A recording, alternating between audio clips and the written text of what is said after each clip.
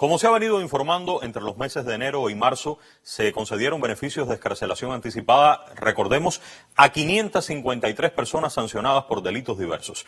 Estos beneficios se otorgaron conforme a los requisitos previstos en la ley, pero también a las características de cada uno de los sancionados que se tomó en cuenta. Un proceso que, como se explicó en los medios de comunicación, transcurrió con normalidad, como de forma permanente, de forma sistemática, acontece en nuestro país. Las autoridades explicaron también que conforme, vamos a ver al artículo 146, el apartado 1, esta es la ley de ejecución penal vigente en Cuba, la libertad condicional implica, aquí lo dice el artículo, un periodo de prueba por un término igual al resto de la sanción que quede por extinguir. O sea, el tiempo que falta de cumplimiento de la sanción, ese es el periodo de prueba cuando se otorga la libertad condicional.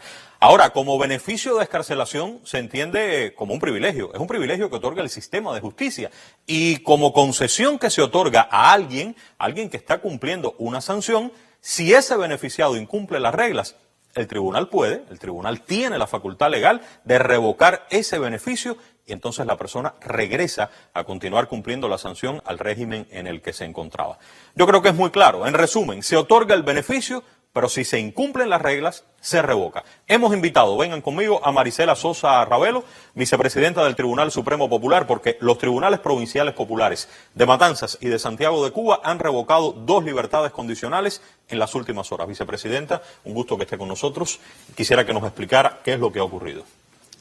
Cuando se conceden beneficios de excarcelación anticipada, como usted hacía referencia, las personas son citadas para comparecer al juez de ejecución, que es el lugar donde ellos residen.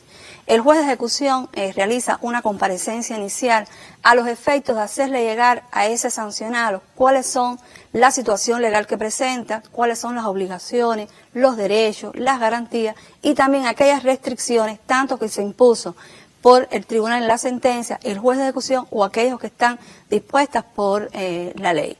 En estos casos también se le hace saber al sancionado la posibilidad de elaborar y se le ofrece el empleo a los sancionados. O también la posibilidad de estudiar, porque nuestra ley refleja tanto ambas posibilidades. El tribunal, por su parte, también le da a conocer cuáles son aquellas consecuencias cuando viola algunas de esas regulaciones o esas provisiones, restricciones que están recogidas y que se le hace saber en ese momento al sancionado. ¿Cuál va a ser la forma de control, de vigilancia a la cual va a estar sometido durante el periodo a prueba y el incumplimiento de aquellas sanciones accesorias? ¿Cómo puede incurrir en un nuevo delito que hoy está tipificado también en el Código Penal? Si la persona tiene como sanción 5 años de privación de libertad, ha cumplido 3, quedan 2, todas estas medidas, todo este régimen de control es en los 2 años que quedan de esa sanción. En los 2 años, en el tiempo ese, como usted decía, que les resta por cumplir de la sanción originalmente impuesta, es el que está sujeto al periodo. Pero una vez que llegue a ese tiempo de extinción, ya cesa el control y la vigilancia por parte del juez de ejecución. ¿Qué artículos, qué normas están regulando todo esto que usted explica? La ley de ejecución establece un conjunto de normas, de artículos, y también la propia ley de ejecución establece cuáles son para la comparecencia. En el caso del artículo 135, regula cuáles son aquellos elementos para los permisos en el caso de la salida de la persona vaya a comparecer. También establece del artículo 144 al 149 un conjunto de cuáles son los requisitos para la concesión. Posteriormente, el periodo de prueba, como usted refería, cómo ante el incumplimiento de estas obligaciones puede ser revocado. Ahora, ¿qué es lo que ha ocurrido en el caso del Tribunal de Matanzas, el Tribunal Provincial de Matanzas? ¿Qué ha decidido? Bueno, el Tribunal Provincial de Matanzas decidió revocar la libertad condicional al sancionado Félix Navarro Rodríguez. Esto es una persona que había sido sancionado por el Tribunal Municipal de Perico por los delitos de desorden público, desacato, atentado, y se le habían impuesto una sanción conjunta de 9 años de privación de libertad.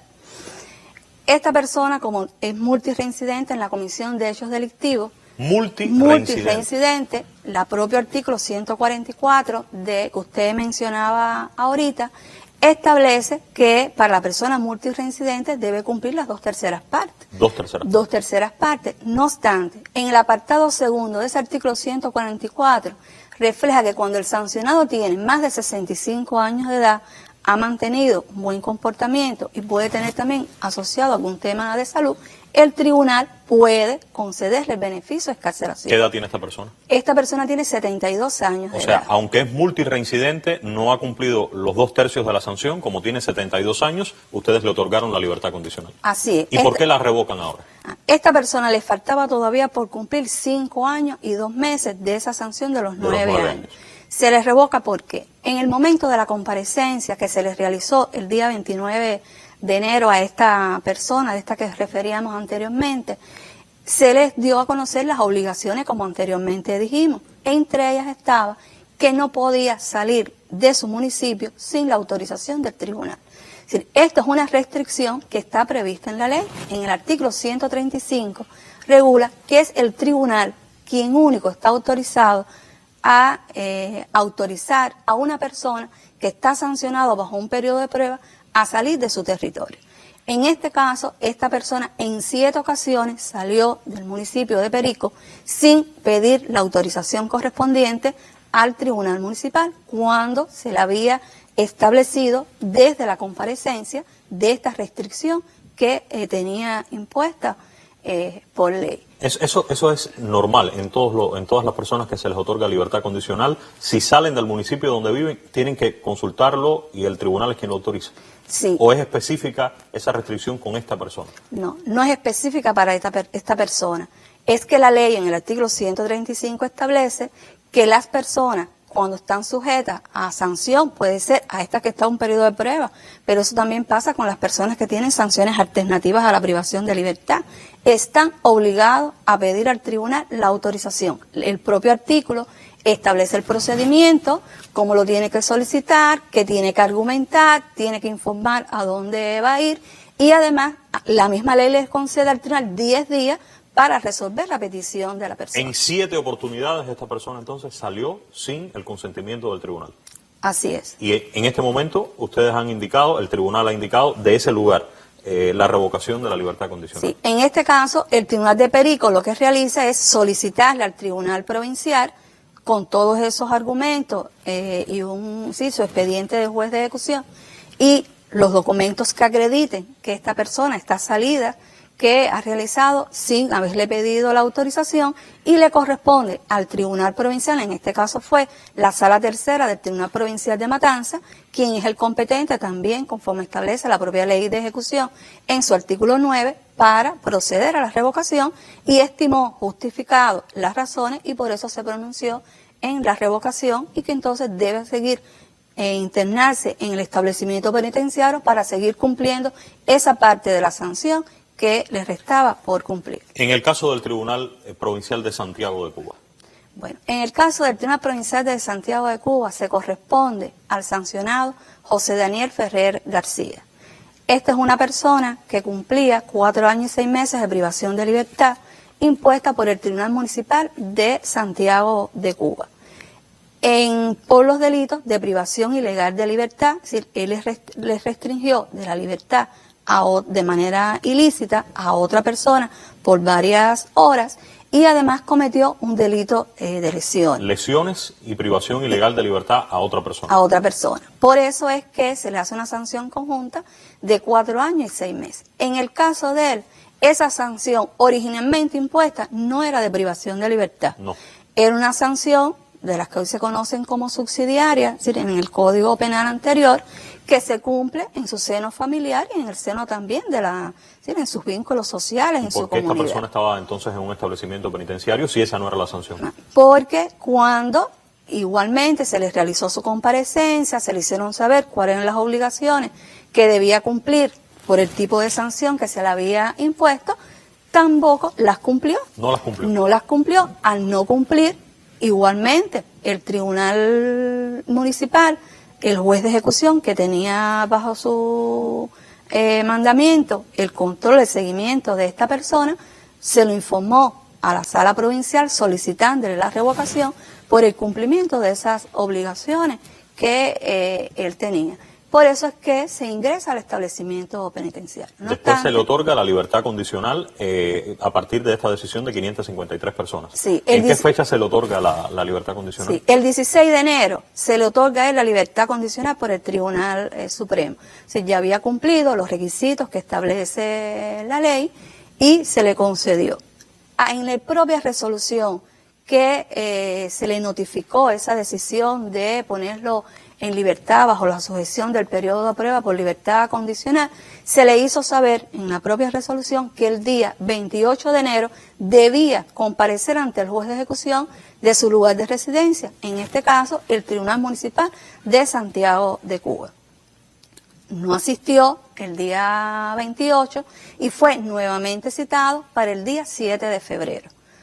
Llamamiento al que tampoco compareció, y la propia ley, en su artículo 162, establece que la persona que está sujeta a un beneficio de excarcelación anticipada, bueno, el precepto establece otras situaciones, pero en el caso específico de lo que estamos hablando, si no comparece ante el juez de ejecución para esa comparecencia inicial, entonces se le hace una segunda a los efectos de conocer un requerimiento de por qué no pudo asistir o no asistió a ese primer llamado del tribunal.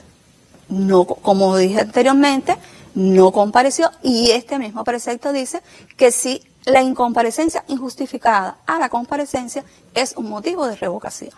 Personas que todavía, es decir, después de estos llamamientos tampoco ha comparecido ante la autoridad judicial, pero no solamente que no fue, sino que en sus propias redes sociales ha manifestado, ha escrito que no va a comparecer ante el llamado de la autoridad judicial, tal y como está obligado por la ley de ejecución y sus reglamentos, que es una conducta desafiante, que va en contra también a los postulados que están regulados. ¿Qué otra cuestión le parece importante destacar? Bueno, yo creo que también tenemos que decir que estas dos personas que hoy sancionados, que hoy se les revocó la libertad condicional, han mantenido durante este tiempo unas publicaciones también en las redes sociales y en su entorno social desafiantes, en el sentido que han estado llamando al desorden, al desacato a las autoridades.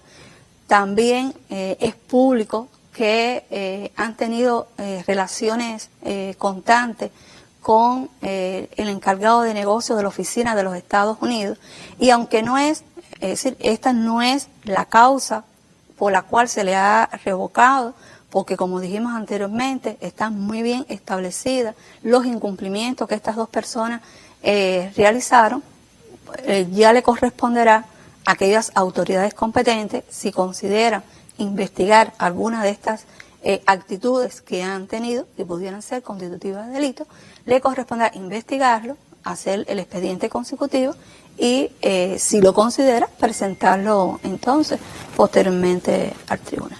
Gracias, vicepresidenta. Aquí hay dos cuestiones muy claras. Una sería el análisis legal, el análisis estrictamente jurídico de un suceso que se da cotidianamente en Cuba. Los tribunales otorgan beneficios a personas que están sancionadas. Después, los tribunales tienen que controlar a esas personas. Si cumplen las reglas, se mantiene el beneficio. Si no es así, existe la facultad, los tribunales tienen la facultad de revocar esa excarcelación. Ese sería un punto. El segundo punto es el análisis de quiénes son estas dos personas. ¿Qué han hecho? ¿A qué se dedican? ¿Con quiénes se reúnen? ¿Qué publican abierta y desafiantemente en sus redes sociales y digitales?